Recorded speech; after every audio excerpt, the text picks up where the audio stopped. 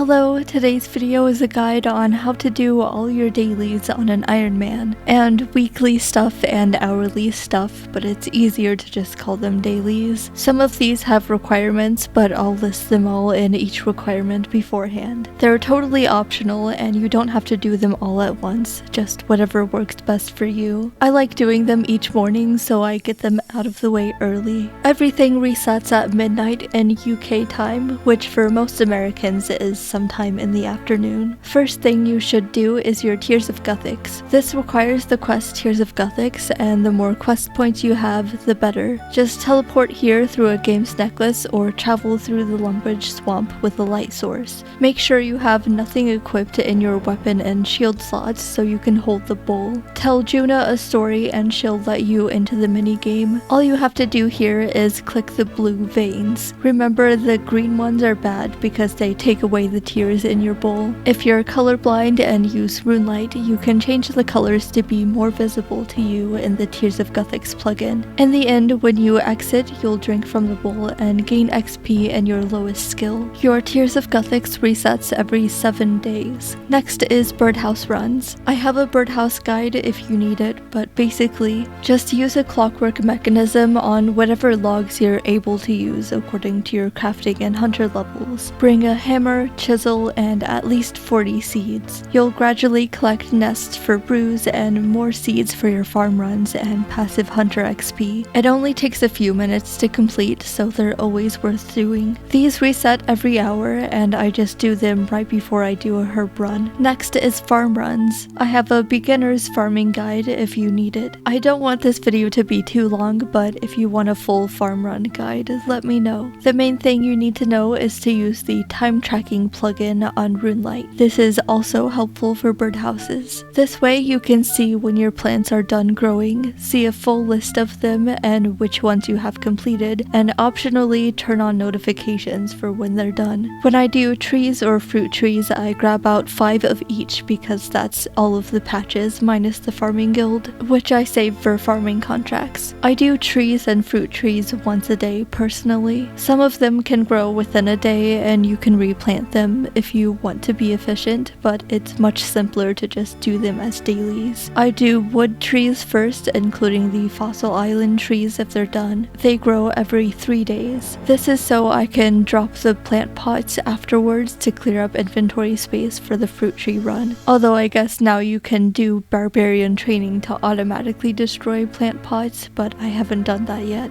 Then I move on to fruit trees, including calquats and the crystal tree and priff if you do that. I don't pick the calquats because they're not really useful, but every other fruit tree I pick the fruit before paying to have it removed and planting the next one. Another part of your farm run you could do is seaweed on Fossil Island. With this and buckets of sand, you can bank a lot of crafting XP. Then herb runs. I include limpworts since I have a ton of seeds and don't need to use compost on them, but need the limpworts for herblore. And I also do my belladonna for extra herblore XP and decent pet chance. I also do snapegrass and the Hosidius patch because it's protected, and use ultra compost to get lots of snapegrass. Then do bushes, and when I go to the Etcetera patch, I also bring an axe to chop some teaks to keep my kingdom favor up once a day. Another thing you should do is make sure you have enough GP put in your kingdom. You should aim for over 500k or 750k if you have royal trouble done. It takes out 50k or 75k GP per day, but uses less GP and you get less supplies if you have less than 500k or 750k GP in the coffer. So just put in as much GP as you can until it starts to dip too low, and add more if you have the GP. I also do my cactuses, cacti, whatever. And once I'm done with most of my farm run stuff, I save the farming guild for last so that I can complete any contracts. If my current contract isn't a herb, I replant whatever herb I'm currently doing in there. Also, don't forget your daily Hespori kill even if you have the bucket. You get some seeds, including anima seeds, and it only takes a couple minutes to kill. With completion of Hand in the Sand, you can claim 84 buckets of sand sand from Bert every day, unless you're a UIM because it gets sent to your bank. Though after the Artie Elite Diary, it gets automatically sent to your bank when you log in. With the Corin Medium Diary and above, you can claim Dynamite from Thyrus if you're interested in doing Blast Mine. With the Mauritania Medium Diary, you can start getting free buckets of slime and pots of bone meal from Robin each day. Just bring 13 bones and your ectophile. This not only gets you some quick passive prayer XP, but you can use this to get tokens for your bone crusher